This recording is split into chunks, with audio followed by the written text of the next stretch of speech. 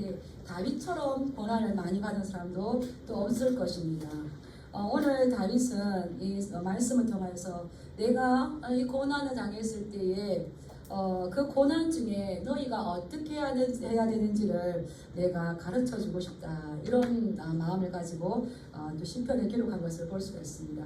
왜 그렇습니까? 우리 모두가 다 이 고난을 당하는데 시편 이 34편을 보면 그 다윗의 그러한 고난의 경험을 통해서 하나님께서 구원하신 것을 읽는 우리들 또한 이런 고난을 당할 때에 이 고난을 기쁘게 감당할 수 있는, 기쁘게 맞이할 수 있는 그런 이 믿음을 일깨워주는 거기 때문에 시편 34편은 참 많은 성도들에게 사랑받는 시일 겁니다.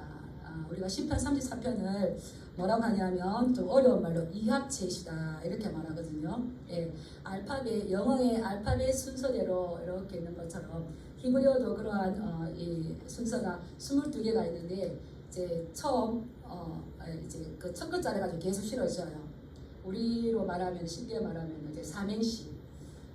뭐라고 비교를 할까 하다 보니까 아이들 동료가 생각이 났어요. 하나 하면 할머니가, 둘 하면 두부장수가, 셋 하면 세간씨가, 이렇게 하나님의 은혜와 그 사랑을 이렇게 그 알파벳 순서대로, 내가 말하고 싶은 대로가 아니라 그 순서대로 정확하게 이렇게 말한다는 건 얼마나 하나님의 사랑이 다윗 마음속에 녹아져 있고 얼마나 그 사랑이 많이 감격했겠습니까? 그래서 이 우러나오는 이 시를 지었는데 이제 이 다윗이 어떻게 이 시를 지었는가가 표제어가 나옵니다. 34편 그 위에 보면 뭐라고 적혀 있습니까?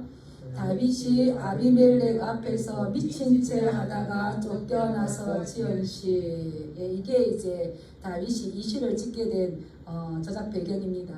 우리가 잘 알듯이 다윗은 그의 장인이었지만 사울 왕에게 많은 고난을 당했습니다. 사울 왕이 이렇게 악신이 들려 있는 거예요.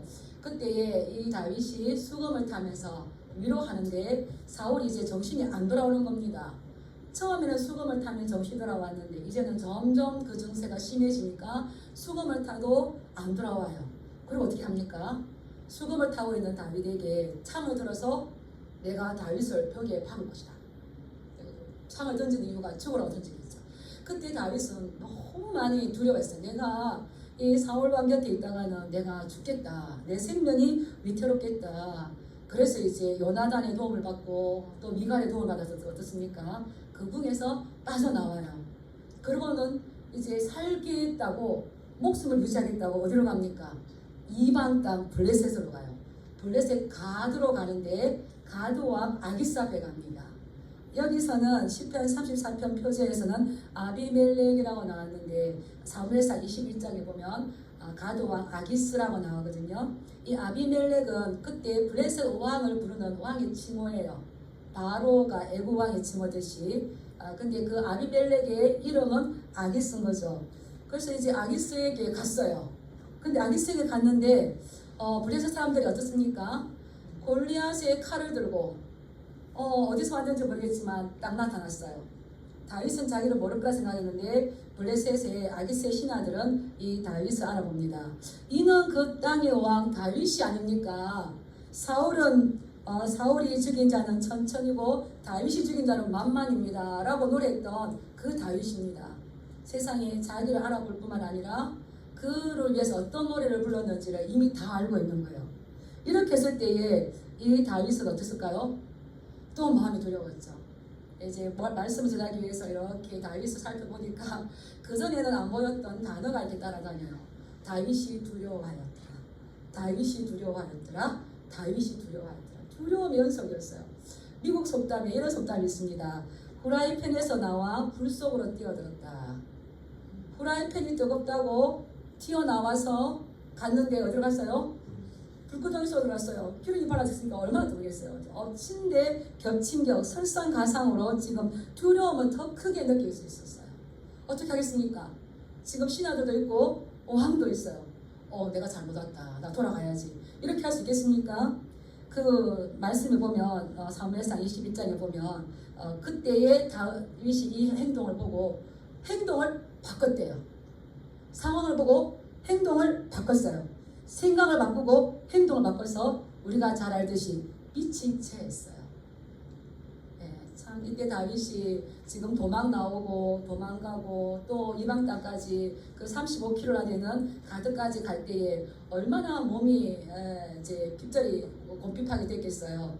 거기다가 미친 채 하는 건 딱 어울리는 것 같아. 미친 채 한다는 거 정신없는 소리를 막 짓거렸대요. 막 알 수 없는 말을 해요.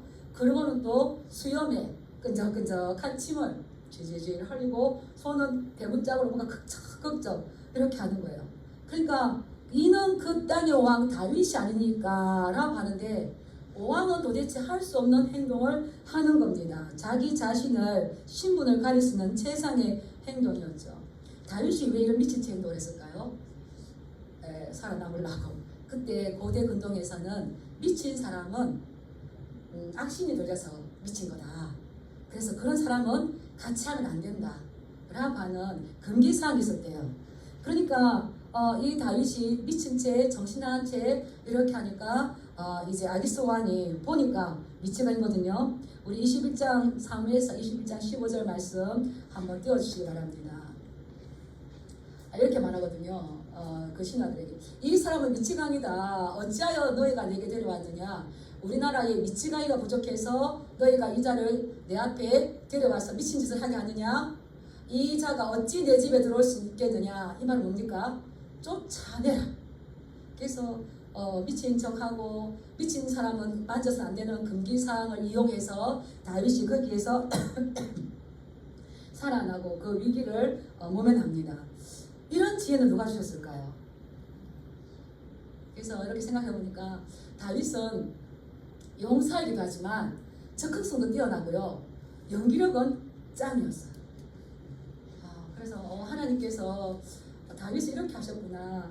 근데 다윗이 거기에서 살아나온 이 기쁨, 자기의 부끄러운 모습이지만 이것은 하나님께서 나에게 주셨기 때문에 여기서 살아나올 수 있다는 그 감사, 기쁨으로 지은 시가 어디라고요? 우리가 읽은 시편 34편인 것입니다. 1절 말씀을 보면 내가 여호와를 항상 송축하며 내 입술로 항상 주를 찬양하리이다.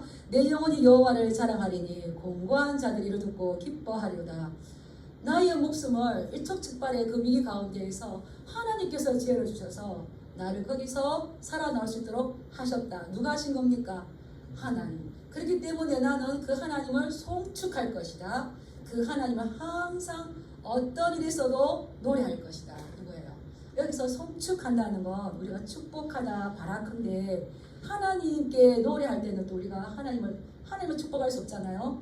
하나님을 찬양하고 높이는 거 우리가 바라크라는데 여기서 송축하다는 건 내가 숨어서 혼자 하는 것이 아니라 공개적으로 많은 사람들 앞에서 이 하나님께서 나에게 어떤 일을 했는지 내가 자랑할 것이다. 여호와를 자랑할 것이다. 그럴 때 누가 기뻐한다고 했습니까? 공고한 자들이. 많은 환난을 당합니다. 다 크고 작은 문제, 지금 당하냐 나중 당하냐 문제가 있지만 다 당하는 것 같아요. 지금까지 살아오신 것 은혜인 줄 믿습니다. 근데 앞으로 이 고난이 없을까요? 산 넘어 산인 것 같아요. 계속 이제 옵니다. 그런데 내가 그 고난이 있을 때에 하나님께서 나에게 함께 하셨고 그 위기 가운데 도와주셨던 이런 이야기를 하면 고난 당해서 마음이 낮아진 사람들 어떻게 할까요? 힘을 얻어요. 그리고 다윗을 그렇게 도와주셨던 그 하나님께서 나도 도와주시겠구나 이렇게 위로를 받는다는 거죠. 그래서 공고한 자들이, 마음이 낮아진 자들이, 겸손한 자들이 이것을 듣고 기뻐한다는 겁니다. 우리 4절부터 이 다윗이 왜 하나님을 찬양한다고 했는지 4절부터 6절까지 한번 읽어보겠습니다. 시작. 내가 여호와께 간구하매 내게 응답하시고 내 모든 두려움에서 나를 건지셨도다. 그들이 주를 앙망하고 광채를 내었으니 그들의 얼굴은 부끄럽지 아니하리로다. 이 공고한 자가 부르짖음에 여호와께서 들으시고 그의 모든 환난에서 구원하셨도다. 아멘. 다윗이 하나님을 찬양하는 이유가 뭡니까? 내가 간구하며 기도하였더니 하나님께서 응답하셨다는 거예요. 간구했는데 응답을 경험하지 못했어. 여전히 힘들겠죠. 그런데 다윗은 내가 여호와께 간구하였더니 나에게 응답하셨고 그가 나에게 광채를 주셔서 부끄러움을 당하지 아니하고 나를 모든 환난에서 건져내었다는 거예요. 우리 하나님은 우리 아버지십니다. 그래서 우리가 당하는 모든 환난에서 건지시고 구원해 주시기를 원하십니다. 믿으십니까? 예. 제가 이제 필리핀의 한 자매를 이렇게 교제하는데 그 자매가 참 많은 어려움이 있었어요. 참 많은 어려움이 있었어요. 그랬는데 이제 신앙을 한대요. 그러면서 공부하는 게 너무 재밌대요. 너무 재밌다고. 그래서 나중에 해봐. 만만치 않아. 이렇게 하니까 목사님 재밌게 하면 돼요. 이렇게 하시더라고요. 근데 이제 공부가 좀 더 깊이 들어가니까 힘들어요. 목사님 힘들어 죽겠어요. 힘들어 죽겠어요. 그러면서 하는 말이 목사님은 목사님 된 거 후회하지 않으세요? 힘들지 않으세요? 이렇게 할 때 제가 뭐라고 했을까요? 제가 뭐랬냐면 Never nothing regret. Never nothing. 나는 결코 후회하지 않는다. 이미 왔기 때문에 후회해본들. 그렇지만 우리는 오기 전에 무엇을 의지하고 왔습니까? 우리 성도님들은 무엇을 의지하고 하나님 믿습니까? 말씀이잖아요. 나는 결코 후회하지 않는다. 왜요? 하길래 제가 우리 성경 보자. 그래서 이사야 41장 10절 두려워하지 말라 내가 너와 함께함이라 놀라지 말라 나는 내 하나님이 됨이라 내가 너를 굳세게 할 것이고 참으로 나의 의로운 손으로 너를 붙들어 주리라. 하나님께서 우리에게 두려워하라 했어요? 두려워하지 말라 그랬어요? 나는 힘들지만 하나님 말씀을 지킨다. 두려워하지 말라 그랬다. 말라고 했는데 두려워하면 불순종이죠. 그 두려워해서 갖는 그 결과는 누가 책임져야 되겠습니까? 내가 먹어야 돼요. 하나님은 두려워하지 말라 했고 내가 너와 함께 한다고 말씀하셨고 두려운 일이 있을 때 놀라지 말라고 했었고 나는 너의 하나님이 됨이라고 말씀하셨어요. 그래서 나는 이 하나님을 믿기 때문에 두려운 일이 많이 있지만 결코 후회하지 않고 놀라지 말라고 말씀했기 때문에 이 하나님을 믿고 나아간다. 그리고 다윗이 시편 16편 8편 이렇게 막 이야기했어요. 내가 여호와를 항상 내 앞에 모시며 그가 나의 오른쪽에 계심으로 내가 흔들리지 아니하려다. 흔들리십니까? 고난이 오십니까? 왜 그럴까요? 여호와를 내 앞에 모셨는지 내 뒤로 던졌는지를 자가 점검하셔야 됩니다. 다윗이 성경 인물 중에 둘째가라면 서러울 정도로 고난을 많이 받았습니다. 근데 그러한 다윗을 바울은 뭐라고 했습니까? 하나님 마음 합한 자라고 했어요. 그렇게 흔들릴 때에 다윗은 여호와를 항상 내 앞에 모셨다는 거예요. 그러니까 그분이 내 오른쪽에서 굳세게 나를 붙잡아 주심으로 인하여서 내가 흔들리지 아니할 것이고 주의 앞에는 영원한 기쁨이 있고 주의 오른쪽에는 영원한 즐거움이 있습니다 라고 고백했어요. 하나님 앞에 나아갈 때에 충만한 기쁨을 주시는 줄 믿습니다. 하나님 앞에 나갈 때 영원한 즐거움이 있어요. 이거는 세상이 주는 게 아니에요. 지금 다윗은 내가 여호와께 간구하며 나에게 응답하시고 나를 모든 두려움에서 건져내었다. 이렇게 지금 고백하고 있는 겁니다. 그래서 우리가 쭉 내려가서 19절 말씀 한번 읽어볼까요? 19절 시작. 의인은 고난이 많으나 여호와께서 그의 모든 고난에서 건지시는 도다. 아멘. 한 번 더 확인하고 있어요. 의인은 고난이 없는 게 아닙니다. 의인이든 악인이든 다 고난이 있습니다. 근데 의인은 누굽니까? 하나님의 말씀을 지키려고 하나님의 말씀을 붙잡고 몸부림치는 그는 고난이 많지만 여호와께서 그의 모든 고난에서 어떻게 하신다고요? 구원해 주신다고. 이 말씀을 확실하게 붙잡으시길 주님 이름으로 축복합니다. 하나님께서 다윗에게 왜 이 고난을 주셨을까요? 고난을 주신 목적이 있죠. 그것은 이 고난을 통해서 겸손하라. 하나님께서 너희를 낮추시는 거, 너희를 겸손하게 하는 거, 그렇게 해서 마침내 하나님께서 그에게 주시고자 하는 복을 주신다는 겁니다. 이 신명기서의 말씀이지 않습니까? 사람은 이 고난을 통할 때에 마음이 낮아져요. 겸손해집니다. 두려운 일이 있을 때에 우리가 할 수 있는 게 아무것도 없어요. 뭘 하겠습니까? 그때 우리 뭘 하겠습니까? 기도하는 거죠. 낮아지고 두려운 마음이 있을 때 우리는 아무것도 할 수 없지만 뭘 할 수 있는 겁니까? 아버지 앞에 기도할 수 있는 거죠. 예, 지난주에 말씀드렸지만 한 건물 안에 악인과 의인이 같이 있기 때문에 의인이 고통당하는 것은 특별한 거다, 당연한 거다? 예, 당연한 겁니다. 근데 그 고난 앞에서 다윗이 말하는 건 하나님께서 의인은 고난이 많으나 그 모든 고난에서 건지시기 때문에 너는 하나님을 바라봐라. 하나님 앞에 기도해라. 이렇게 말씀하시는 거죠.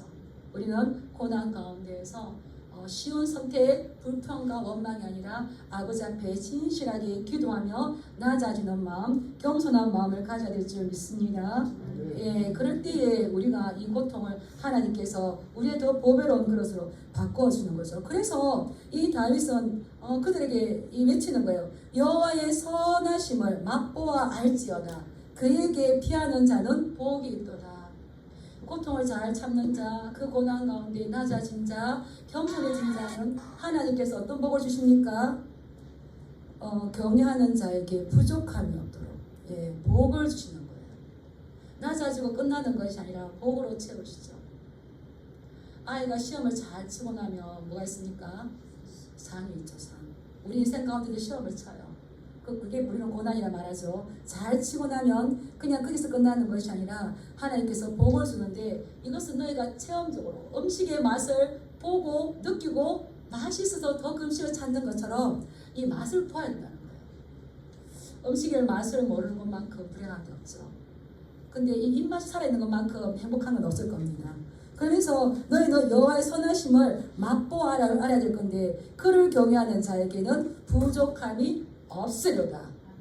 여호와는 나의 목자시니 내게 부족함이 없으리로다. 진짜 부족함이 없을까요? 저는 시편 23편을 막 묵상했었어요. 여호와는 나의 목자시니 내게 부족함이 없으리로다. 하나 보니까 다윗은 정말 부족함이 많았었구나.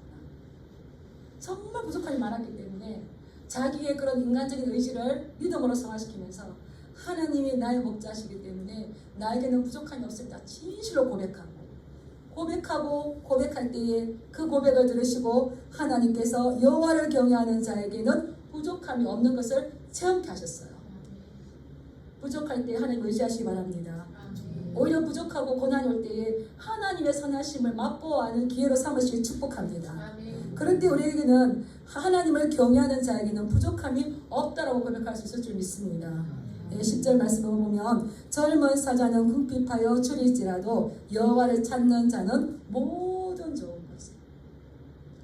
우리가 이 시편을 사랑하는 이유는 그냥 다윗이 이 시편만 기록하고 끝났다면 안 좋아할 거예요. 그런데 모든 좋은 것에 부족함이 없을 정도로 없을 정도로 하나님께서 채우시고 그의 삶을 인도하신 것을 우리가 알지 않습니까? 그렇기 때문에 우리는 이 말씀 사랑할 수 있는데 젊은 사자는 지금 사냥감을 왕성하게 잡을 수 있는 그 젊은 사자는 굶어 죽는 일이 없지만 굶어 죽는 일이 있다 할지라도 하나님을 찾는 자에게는 부족함이 있다 없다. 이것이 저의 고백이 되고 우리 성도님들의 고백이 되기를 축복합니다. 이 확신하시길 축복합니다. 그래서 하나님께서는 이러한 자들 주에게 복을 주시는데 다윗이 일하기까지가 그의 마음이 어땠는지를 지금 표현하고 있어요. 우리 18절 말씀 한번 읽어볼까요? 시작. 여호와는 마음이 상한 자를 가까이 하시고 중심으로 통행하는 자를 구원하셨도다. 아멘. 다윗이 내가 지금 살고 싶다고 이방 나라의 적국의 왕 앞에 갔는데 보니까 잘못했어. 하나님은 다윗을 어디서 복 주신다고 약속하셨습니까? 이스라엘 땅에서. 하나님께서 복 주시고자 했던 그 땅을 지키셔야 됩니다. 가면은 고난인 거예요. 그런데 거기 가서 내가 좀 잘못 왔구나. 어떻게 하지? 속으로 기도했겠죠. 여호와는 마음이 상한 자를 가까이 하시고 마음이 상했다는 말은 마음이 깨졌다는 거예요. 산산조각이 나서 내가 어떻게 이 마음을 추스릴지 몰라요. 그때 누가 오십니까? 하나님께서 가까이 오셔서 우리의 마음을 어루만지시고 위로하시고 회복하시는 아버지의 모습을 보여주시는 거죠. 통회하는 자의 마음은 어떻습니까? 우리의 영이 짓뭉개져 있어요. 누군가가 밟아서 짓뭉개져 있고 찢기대로 찢겨서 온전하지 못한 상태예요. 그럴 때 누가 찾아오십니까? 하나님께서 찾아오셔서 지혜를 주시고 살 수 있는 방법을 주셔서 구사일생으로 살아나오지 않습니까? 이러할 때 하나님께서 우리를 버리지 아니하시고 우리가 실패하거나 넘어질 때도 좌절하지 않도록 하나님께 우리에게 가까이 하시고 그러한 자를 구원하신다. 너희들도 상한 마음과 통해하는 마음이 있을 때에 하나님 앞에 기도해라 라고 우리에게 이야기해 주는 거죠. 그런데 하나님께서 이 악인들의 종말은 어떠한가? 우리 16절 말씀 한번 읽어보겠습니다. 시작. 여호와의 얼굴은 악을 행하는 자를 향하사 그들의 자취를 땅에서 끊으려 하시는도다. 아멘. 하나님께서 악인들의 길은 반드시 최종적인 심판으로 그들을 멸망하게 할 겁니다. 이것을 믿으십니까? 오늘 우리 장로님이 기도를 하셨는데 은혜를 말하면서 하나님의 은혜 가운데 있지를 못해요. 말씀을 말하지만 말씀을 신뢰하지 못해요. 그러는데 의인의 길은 여호와께서 인정하시나 악인의 길은 망할 것이다. 이게 지금 성경이 말씀하고 있는 거예요. 그래서 악인의 길은 하나님께서 끊으실 건데 21절 말씀에 보면 악이 악인을 죽일 것이라 의인을 미워하는 자는 벌을 받으리라. 의인이 악인을 죽입니까? 악이 악인을 죽입니까? 악인은 결국 자기가 파놓은 함정에 스스로 자기가 빠져서 스스로 자멸하는 거예요. 하나님께서 악인은 끊어버리시고 그 악은 악인을 죽일 것이어서 이 땅에서 완전하게 하나님께서 그들을 멸망하게 만듭니다. 그래서 우리가 해야 할 것은 그 악인과 싸우는 거겠습니까? 오히려 하나님 앞에 기도하는 거겠습니까? 내가 여호와께 부르심에 그가 응답하시고 나의 모든 두려움에서 나를 건지셨다. 이렇게 하는 거예요. 그리고는 이제 다윗이 하고 싶어하는 말을 꺼냅니다. 12절 말씀을 보면 하나님은 이러한데 내가 너희들에게 가르쳐줄 말이 있다. 다윗은 본인이 블레셋 땅에 갔을 때 이미 블레셋 사람들이 다윗이 사울이 죽인 자는 천천히요 다윗이 죽인 자는 만만이다. 이것을 다 알고 있는 걸 알았어요. 그것처럼 다윗 자신이 아기스 왕 앞에서 미친 척 했던 것들을 이스라엘뿐만 아니라 블레셋뿐만 아니라 그게 소문해서 알고 있었겠죠. 이런 부끄러운 이들을 드러내면서 자기와 같이 이러한 잘못을 범하지 않도록 젊은 사람들에게 이 자녀들에게 가르쳐주고 싶었어요. 우리 크고 작은 이들을 하나님 앞에서 경험합니다. 만납니다. 근데 그것을 그냥 거기로 끝나면 안 돼요. 그것을 어떻게 합니까? 나눔을 하는 거죠. 흘려보내는 거죠. 그래서 다윗은 너희들도 나와 같은 이러한 잘못을 하나님 앞에서 행하지 않도록 너희가 하나님 얼굴 바르게 경외하는 법을 내가 가르쳐주고 싶다. 다음 세대를 세우는 겁니다. 우리 11절 말씀 읽어볼까요? 시작. 너희 자녀들아 와서 내 말을 들으라. 내가 여호와를 경외하는 법을 너희에게 가르치리라. 아멘. 나의 자녀들아 와서 들으라. 내가 여호와를 경외하는 법. 너희가 어려움을 당했을 때에 고난 가운데 있을 때에 그때 너희가 하나님을 어떻게 섬겨야 되는지 실천사항을 구체적으로 전해줄 거다. 이것을 너희가 배웠을 때에 생명을 사모하고 연수를 사랑하여서 복받기를 원하는 그 원을 이룰 수가 있을 것이다. 12절 말씀이 조금 어려워요. 이 말씀은 무슨 말씀이냐면 생명을 사랑하고 장수하여 복받기를 원하는 사람. 좋은 날 보기를 원하느냐? 좋은 날이 끊이지 아니하고 날마다 보기를 원하느냐? 그러한 사람은 어떠한 일을 해야 되는지 내가 구체적으로 가르쳐 줄 것인데 너희는 배워라. 이렇게 얘기하는 거죠. 우리는 인생이 행복하기를 원하신 줄 믿습니다. 좋은 일이 끊이지 않기를 원하는 것이 우리의 소망인 줄 믿습니다. 그러할 때에 우리가 어떻게 해야 되는지를 지금 이 다윗은 두 가지를 가지고 이야기하거든요. 우리 13절 말씀 한번 읽어보겠습니다. 시작. 내 혀를 악에서 금하며 내 입술을 거짓말에서 금할지어다. 혀를 금하며 입술을 금하라고 그랬어요. 이것은 언어 생활의 정결함입니다. 생명을 사랑하고 장수하여 복받기를 원하는 사람은 이 말을 삼가하는 것을 하라고 지금 교훈하고 있습니다. 하나님을 사랑하는 자가 가장 먼저 하나님을 사랑하는지 은혜 받았는지 그가 하나님의 사랑 안에 거하는지 가장 먼저 나타나는 건 어디서 나타날까요? 그 사람의 언어에서 나타납니다. 언어 생활에서 나타나죠. 그래서 하나님을 사랑하는 자는 그 입에서 악한 말을 할 수가 없습니다. 이 말은 무슨 말씀이냐면 네가 너의 혀에서 악한 말을 하지 않도록 주의 깊게 너의 혀를 제어하라는 겁니다. 악한 말을 금하며, 악을 금하며, 내 입술에서 또 무엇을 금하라고요? 거짓말. 거짓은 모든 죄의 시작이 되는 거죠. 그래서 이 성경은 혀가 막강한 힘을 가졌다고 해요. 우리 그냥 말하는 걸로 끝나는 것 같지만 이 혀는 막강한 힘을 가지고 있는데 잠언 18장 21절에 보면 죽고 사는 것이 혀의 힘에 달렸나니 혀를 쓰기를 좋아하는 자는 혀의 열매를 먹을 것이다. 사람을 죽이기도 하고 살리기도 하는 것이 어디에 달려있다고요? 혀. 근데 야고보 사도가 이렇게 말하죠. 야고보 3장 8절에 보면 혀는 능히 길들이 사람이 없나니 쉬지 아니하는 악이요 죽이는 독이 가득한 거다. 이 죽고 사는 것이 혀의 권세에 있어도 혀를 다스릴 수 있으면 좀 나아요. 근데 야고보가 뭐라고 말했냐면 혀를 능히 길들일 사람이 있다 없다? 없는 거예요. 그래서 혀는 이 쉬지 아니하는 악이고 죽이는 독이 가득한 거라고 했어요. 그래서 야고보가 말을 하죠. 그 말, 우리가 이게 타는 그 말은 재갈을 물리면 그 말이 덩치가 커도 작은 재갈 하나 물리면 주인의 뜻대로 움직일 수가 있어요. 큰 배도 작은 키 하나로 그 배를 사공이 가고자 하는 대로 움직일 수 있어요. 그리고 또 여러 가지 새와 짐승, 벌레까지도 길들일 수 있는데 사람의 혀는 길들일 수가 없다는 거죠.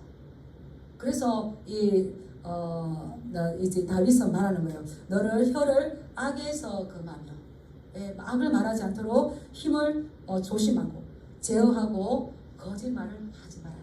그리하면 네가 생명을 사랑하고 장수하여서 좋은 날을 보게 될 것이다 라고 지금 고민하고 있는 겁니다. 이 거짓말은 예수님께서 요한복음 8장 44절에서 이 거짓은 누구의 것이라고 했냐면 마귀의 것이라고 했어요. 마귀, 너희는 너희 아비 마귀에게서 났으니 이는 그가 거짓말쟁이요 거짓의 아비가 되었습니다. 그래서 우리는 쉽게 하는 거지만 이것을 한다면은 하나님 편이 아니라 누구 편에 선 거죠? 이거는 하나님과 반대에 있는 마귀에 일었었다는 거죠. 그래서 이 다윗은 너희가 생명을 사랑하고 좋은 날 보기를 원하고 장수하기를 원하느냐? 그렇다면 너희는 이 혀를 쓰는 것을 조심이라고 말하고 있습니다. 그래서 우리는 바른 언어 습관을 가져야 될 줄 믿습니다. 경건한 언어 습관을 가져야 될 줄 믿습니다. 경건한 대화 습관을 우리는 가지고 훈련하고 우리의 습관으로 만들어야 될 줄 믿습니다. 그리고 또 두 번째 이 다윗이 이야기하는 건 뭐냐면 우리 14절 말씀 읽어보겠습니다. 시작. 악을 버리고 선을 행하며 화평을 찾아 따를지어다. 아멘. 이제 이거는 우리 생활 가운데서 우리 행동으로 삶의 변화를 가져와야 된다는 겁니다. 그러기 위해서는 신앙의 좋은 습관을 연습해야 됩니다. 우리는 삶에서 항상 선택을 하는데 그 선택에는 책임이 따릅니다. 그래서 그러기 위해서는 너희는 악을 버리고 뭐를 택하라고요? 선을 해야 됩니다. 유혹이 있는 곳에서 멀어지게 해야 된다는 겁니다. 그리고 또 이 삶의 변화를 가져오기 위해서는 화평을 만드는 성도가 되어야 된다는 겁니다. 이 화평을 찾는다라는 것은 바켓이라는 단어를 썼는데요. 이것은 아주 열정적인 단어예요. 마치 장사꾼이 고귀한 진주 하나를 찾기 위해서 전심으로 돌아다니듯이 우리가 해야 할 것은 전심으로 화평을 찾고 그 화평을 따라가야 된다는 거죠. 화평이 도망가면 어떻게 할까요? 열심으로 그 화평을 따라가야 됩니다. 이 화평을 따르기가 근데 쉬울까요? 어려울까요?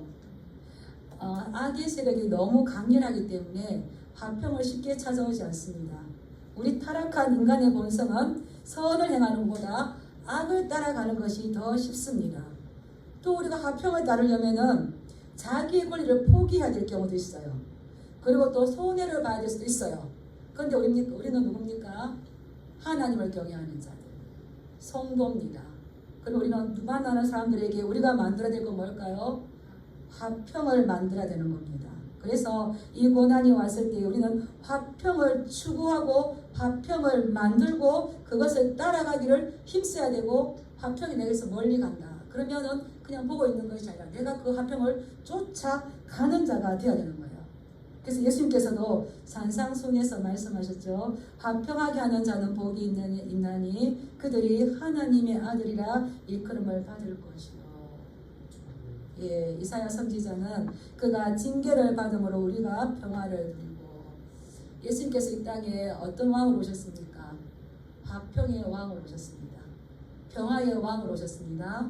우리가 하나님의 자녀라면 이 평화를 따라가시길 주님으로 축복합니다. 예, 우리가 잘 아는 시를 한 번 더 반복하기 위해서 소개하겠습니다. 샌프란시스코의 시 주여 나를 평화의 도구로 써주소서라고 했는데, 예, 이 시를 한번 같이 한번 읽어볼게요. 시작.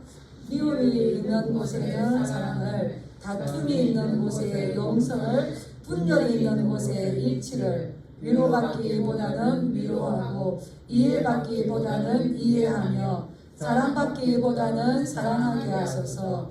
우리는 줌으로써 받고 용서함으로써 용서받으며 자기를 버리고 죽음으로써 영생을 얻기 때문입니다. 예. 하나님께서 우리를 보내실 때에 우리를 평화의 사도로 보내셨어요. 화목케 하는 직분을 주셨어요. 우리 예수님이 평화의 왕으로 오셨어요. 그럼 우리는 거기에 대한 이선달자가 되어야 돼요. 그래서 미움 있는 곳에 우리가 뭐를 행동해야 되겠습니까? 예. 사랑이 없기 때문에 나도 사랑 행동하지 않을 거야 이렇게 하면 안 되는 거죠. 다툼 있는 곳에 우리는 뭘 해야 되겠습니까? 용서를. 예. 나를 용서해주가 아니라 용서를. 예. 분열 있는 곳에는 예. 우리가 갔을 때에 예. 하나가 되는, 그래서 이 진리의 말씀 가운데에 일치를, 그러나 이 모든 것에는 서로 관용하면서 이 분열 있는 것에 화평의 도구가 되어야 되는 거죠. 얼마나 아름다운 말입니까? 위로받기보다는 어떻게 할까요? 예, 이해받기보다는, 사랑받기보다는, 예, 우리가 위로하고 이해해주지 못하고 사랑해주지 못하는 것은 뭘까요? 내 속에 하나님의 사랑이 풍성하지 못했다는 결론일 수도 있습니다. 그래서 우리는 어떤 상황 가운데도 여호와를 경외하는 자가 부족함이 없다고 말씀했기 때문에 내 마음이 고갈되어지고 위로가 안 나오고 이해가 안 나오고 사랑이 안 나왔을 때 우리도 하나님 앞에는 영원한 기쁨과 영원한 충만함이 있는데 하나님의 사랑을 내 속에 채워주시오. 어떻게 해야 될까요? 몸부림치는. 그래서 우리는 줌으로써 받고 용서함으로써 용서받으며 자기를 버리고 죽음으로써 어디를 이룰 수 있다는 겁니까? 이렇게 하는 자가 놀라운 건 영생입니다.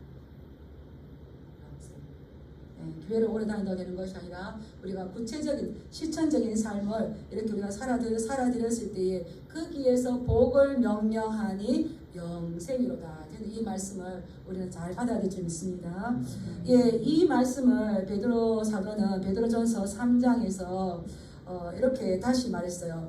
예수 그리스도의 그 삶을 말씀하셨는데 악을 악으로 갚지 말고 욕을 욕으로 갚지 말고 도리어 복을 빌어라. 이를 위하여 너희가 부르심을 받았으니 이는 복을 이어받게 하려 하십니다. 악을 악으로 갚지 말고 욕을 욕으로 갚지 말고 도리어 우리가 해야 할 것은 뭐라고요? 복을 빌어주는 거. 우리가 부르심 받은 목적이 뭐겠습니까? 이것을 하라고. 네, 이거를 하시길 축복합니다. 네, 손해볼 수도 있습니다. 나 이권에 내려놓아야 될 수도 있습니다. 그러나 우리가 가는 곳에 하나님께서 우리를 평화의 사도로 화평의 사도로 보내셨습니다. 이 말씀을 우리 마음의 심지에 놓고 이 말씀이 나를 움직일 수 있도록 누구나가 마음의 한 줄에 내가 가지고 있는 그 문장이 있죠. 그 문장이 있을 때에 하나님께서 또 예수 그리스도께서 어떠한 삶을 사셨는가 나오는 거죠. 10절 말씀을 보면 그러므로 생명을 사랑하고 좋은 날 보기를 원하는 자는 혀를 금하여 악한 말을 그치며 그 입술로 거짓을 말하지 말고. 우리 11절 말씀 읽어보겠습니다. 11절 말씀 11절 시작. 너희 자녀들아 와서 내 말을 들으라. 내가 여호와를 경외하는 법을 너희에게 가르치리로다. 생명을 사모하고 연수를 사랑하여 복 받기를 원하는 사람이 누구며. 예, 그러한 사람은 혀를 금하여 악한 말을 버리고 서로 정직하고 화평을 도모하는 그러한 사람이 되었을 때에 너희가 생명을 사랑하고 좋은 날이 끊어지지 않을 것이며 너희가 장수하는 복을 받을 것이라고 다윗은 우리에게 교훈하여 주었습니다. 이러한 삶이 우리 삶들 가운데서 구체적인 실천적인 삶이 될 수 있도록 한 주간 또 축복합니다. 그러한 주간 되기 주님의 이름으로 축복합니다. 예, 기도하겠습니다. 우리